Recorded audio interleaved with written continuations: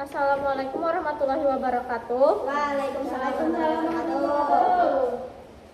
Perkenalkan, kami dari kelompok 9 yang beranggotakan saya sendiri Fadia Reski, Saya Nilam Sari. saya Fatma Rusmaida. Saya Hikmat Rafiah.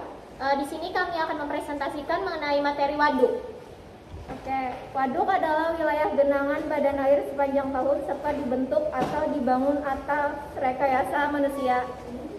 Waduk dibangun dengan cara membendung aliran sungai sehingga air sungai tertahan sementara dan mengenangi bagian daerah aliran sungai atau watershed yang rendah.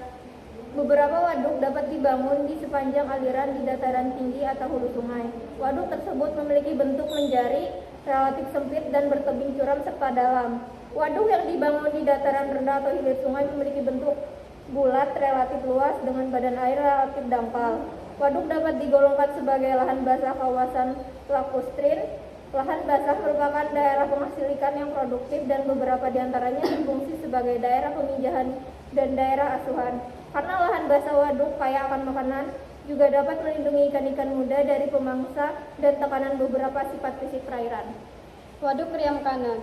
Waduk Kriam Kanan adalah salah satu waduk terbesar yang berada di Kecamatan Aranio, Kabupaten Banjar, Provinsi Kalimantan Selatan. Waduk Kriam Kanan yang berfungsi sebagai sarana pengendali banjir dan kekeringan.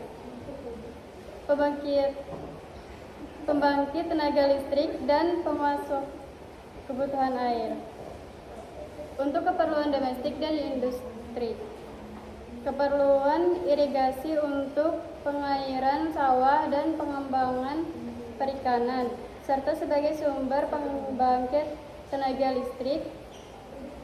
Daerah irigasi Riam Kanan mendapatkan pasokan air dari buangan PLTA Pangeran M. Nur. Latar belakang masalah, Sungai Riam Kanan yang membentang di wilayah Kabupaten Banjar berhulu di Waduk Pangeran Muhammad Nur atau Waduk Riam Kanan dan bermuara di Sungai Martapura. Kualitas dan kuantitas air Sungai Riam Kanan mendukung kehidupan biota akuatik. Kondisi inilah yang mendorong berkembangnya usaha budidaya ikan dalam keramba yang diusahakan oleh masyarakat pada Waduk Riam Kanan. Bertambahnya jumlah unit keramba menimbulkan permasalahan dalam penempatan keramba serta pemberian pakan tambahan pada usaha budidaya ikan terkadang dilakukan oleh petani ikan tanpa memperhatikan dosis pakan optimum, sehingga sebagian pakan yang tidak terkonsumsi oleh ikan mengendap di dasar perairan menyatu dengan kotoran ikan, pada gilirannya mengalami dekomposisi secara alamiah. Permasalahan yang terjadi pada Waduk Riam Kanan ialah sedimentasi. Bagi masyarakat di perairan Waduk Riam Kanan, usaha bidang perikanan menjadi salah satu sumber memenuhi kebutuhan hidup dan ekonomi masyarakat yang tinggal di sana. Namun, keberadaan keramba jaring apung berpotensi memberikan gangguan kualitas air di Waduk Riam Kanan. Keberadaan dari aktivitas keramba jaring apung ada pengaruhnya terhadap kualitas air waduk, diakibatkan oleh penumpukan sedimentasi dari bekas sisa pakan. Pemberian pakan yang berlebihan dalam budidaya menyebabkan terakumulasinya limbah organik yang berasal dari sisa-sisa pakan yang terbuang dan kotoran ikan. Bahan-bahan organik tersebut akan mengalami dekomposisi dan terurai menjadi unsur hara, terutama senyawa nitrogen dan fosfat yang diperlukan oleh fitoplankton. Untuk penyelesaiannya ada penebaran bibit jenis ikan lokal, mengalihkan budidaya ikan keramba jaring apung ke budidaya ikan tangkap, meminimalkan beban sedimen yang masuk ke dalam waduk, serta pengaturan tata letak keramba jaring apung. Sekian presentasi dari kami. Adakah pertanyaan? Saya Persilahkan.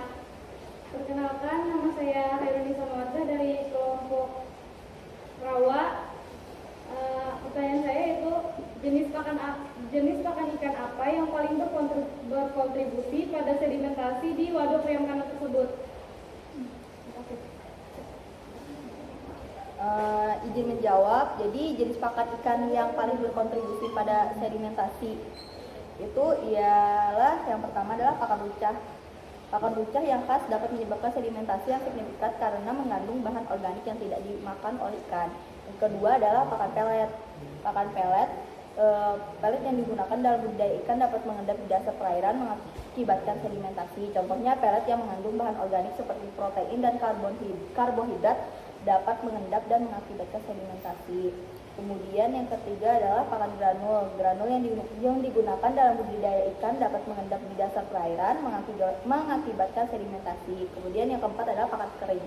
Pakan kering yang digunakan dalam budidaya ikan dapat mengendap di dasar perairan mengakibatkan sedimentasi. Contohnya pakan kering yang mengandung bahan organik seperti protein.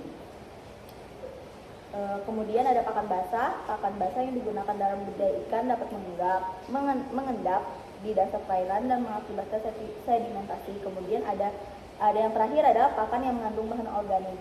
Pakan yang mengandung bahan organik seperti protein, karbohidrat, dan lemak dapat mengendap di dasar perairan. Contohnya adalah pakan yang mengandung bahan organik seperti pelet, granul, pakan kering, dan dapat mengendap dan mengakibatkan sedimentasi. Sekian presentasi dari kami kelompok 9. Terima kasih. Sama-sama.